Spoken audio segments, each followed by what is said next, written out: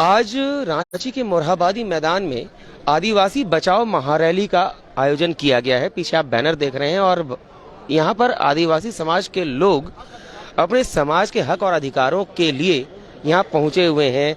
एक से एक दिग्गज नेता भी यहाँ पहुँचे हुए हैं और आदिवासी समाज का उत्थान कैसे हो उसके बारे में लोगों को जानकारी देने का प्रयास किया जा रहा है। यहाँ आपको हम दिखाना चाहेंगे, एक से एक नेता हैं। मेरे पीछे आप देख रहे हैं केंद्रीय सरना समिति के अध्यक्ष अजय तिर्की जी भी हैं। आइए इनसे भी बात करते हैं। अजय जी, अभी आज आदिवासी बचाओ महारैली का अचानक आयोजन किया गया, क्या कारण है? क्या आदिवासी आज असुरक्षित महसूस कर रहा है खुद को?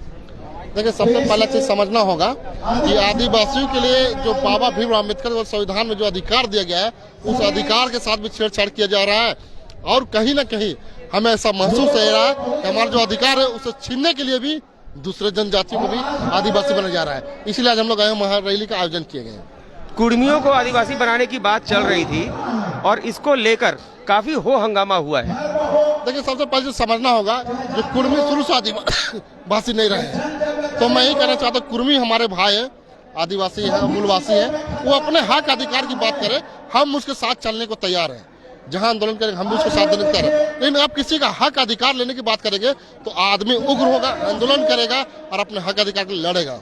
सालखन मुर्मू का कहना है कि यदि कुर्मियों को आदिवासी का दर्जा दिया जाता है तो आदिवासियों के लिए एक तरीके से जेनोसाइड होगा, नरसंहार होगा। देखिए, सबका अपना अपना मनसा, अपना अपना सोच है। मैं ही कहना चाहता हूँ कि अगर आदिवासियों का, अगर कुर्मी को आदिवासी बनाया जाता है तो कहीं से भी आदिवासी का हित का बात नहीं होगा। आदिवासियों का जो अधिकार है वो छीना जाएगा। आदिवासी राष्ट्रपति भी हैं, वो पहले हमारे झारखंड की राज्यपाल भी रह चुकी हैं। उनसे क्या उम्मीद आप रखते हैं इस विषय पर? देखिए, बीजेपी एक कार्ड खेला है, उस कार्ड के तहत आदिवासी को मुखौटा बनाकर राष्ट्रपति तो बना दिया गया है। तो मैं राष्ट्रपति आप बने हैं, अच्छी बात है। आप झारखंड के भी राज्यपाल रह चुके हैं, लेकिन हमने आपका कार्यकाल देखा है कि आदिवासी हित के लिए कोई ऐसा काम नहीं किया। और मैं कहना चाहता हूँ कि अगर आप राष्ट्रपति बने हैं तो देश स्तर पे आदिवासी हित का काम होना चाहिए, तो आपको उस पद से त्याग देना चाहिए।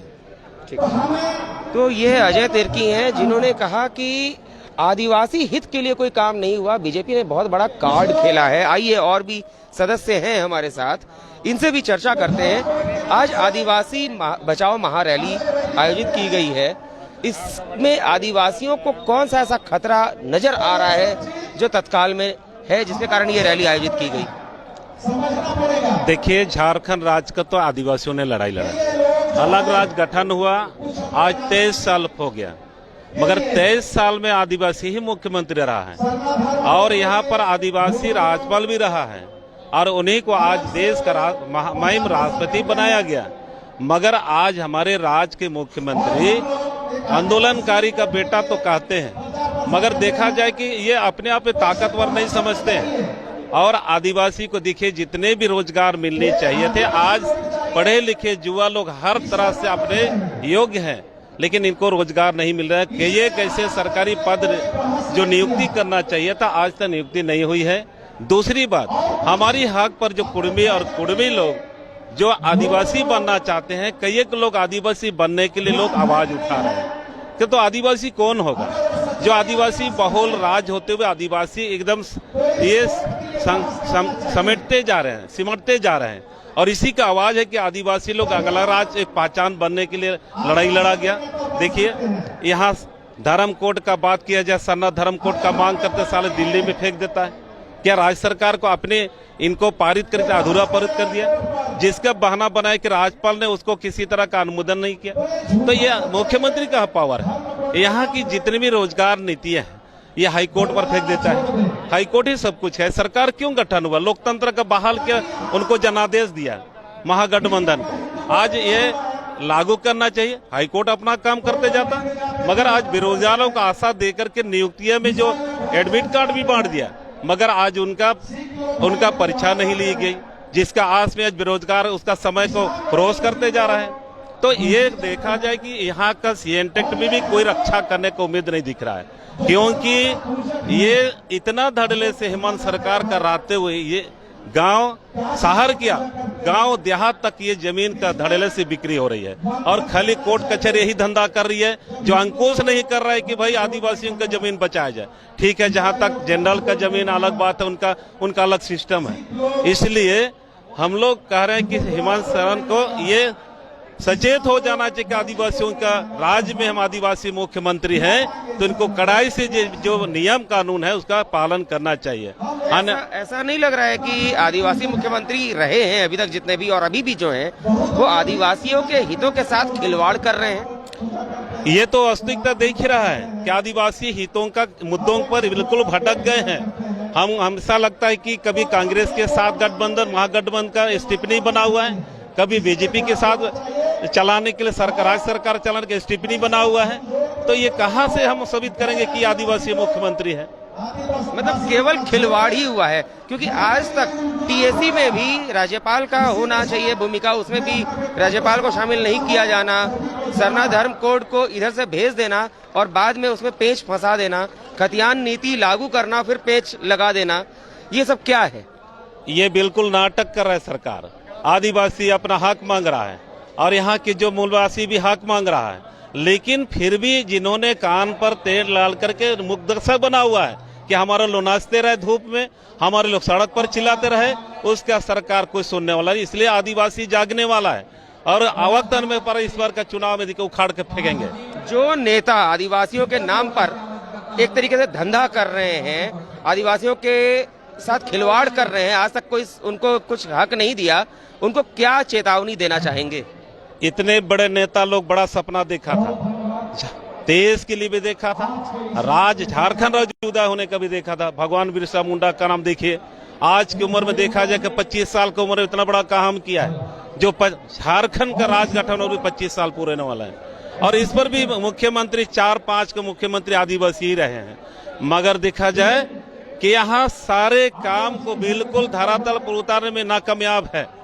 इसलिए हम जो कह रहे हैं कि ये सरकार हमारे लिए लायक नहीं है और ये भाजपा की इशारा नहीं, कांग्रेस की इशारा पर सारे राज्य सरकार को चला रहे हैं। अपना एक बार दर्शकों को एक बार परिचय दे दीजिए। मेरा नाम पढ़ा राजा सोमा मुंडा है और खूंटी से आते हैं और मैं झारखंड आंदोलनकारी भी हूँ। ये हम बताते हैं कि हम मरंगुम के जयपाल सिंह मुंडा, एनी होरो के साथ मैंने झारखंड राज्य की लड़ाई लड़े हैं और ये नजदीक से मैं जानता हूँ कि किस दशा पर ये झारखंड राज्य गठन होने के बाद दशा पर जा रहा है, इसको हम नजदीक से देख रहे हैं। तो सोमा मुंडा जी ने बहुत ही क्लियर कट कहा कि जो खिलवाड़ कर रहे हैं ना, जो भी आदिवासियों के नाम पर खिलवाड़ कर रहे हैं, उनको बख्शा नहीं जाएगा। आदिवासी लोग उन्हें सबक जरूर सिखाएंगे, क्योंकि आदिवासियों के नाम पर लगातार आज तक खिलवाड़ हुआ है। और भी कई साथी हैं यहाँ पर, कई दिग्गज नेता यहाँ मौजूद हैं, आपको हम मिलवाना चाहेंगे। कई दिग्गज नेता हैं यहाँ पर हमारे साथ। देव कुमार धान जी भी हैं, इनसे भी जरा चर्चा करते हैं। धान साहब, आदिवासियों के नाम पर आज तक लगातार खिलवाड़ हुआ है, हर सरकार ने केवल आदिवासियों को छला है। ऐसी सरकारों को, ऐसे नेताओं को आप क्या बोलना चाहेंगे? देखिए, निश्चित रूप से झारखंड बनाने का जो सपना था लोगों का, वो चकनाचूर हो गया। 22 साल में सौभाग्य से दुर्भाग्य से 17 साल तक आदिवासी मुख्यमंत्री रहे। उसके बाद भी आदिवासियों के सवाल जो है झारखंड राज्य से पहले जो था उससे भी बदतर स्थिति में पहुंच गया है। तो निश्चित है कि आप हम लोगों के सामने करो या मरो की स्थिति में है। इसलिए हम लोगों ने जनता को जागरूक करके, जो राजनीतिक पार्टियां हैं, जैसे भारत सरकार है, यूनिफॉर्म सिविल कोड लाना चाहती है, तो जब वो लाएगी तो हमारा कस्टमरी लॉ का क्या होगा, हमारा सिस्टम कस्टम का क्या होगा। तो इस तरह से केंद्र या राज्य सरकार के द्वारा हमारे तमाम जल जंगल जमीन और संवैधानिक अधिकारों पर हमला हो रहा है, उसी के खिलाफ ये जो है महारैली का आयोजन किया गया है। अभी तो जल जंगल जमीन की जहां तक बात है, वन संरक्षण अधिनियम को भी बदला जा रहा है, उसमें भी आदिवासियों के हितों को छीना जा रहा है। निश्चित रूप से यूपीए गवर्नमेंट जो है वन अधिकार कानून बनाए थे, उसको भी मोदी सरकार ने कमजोर कर दिया।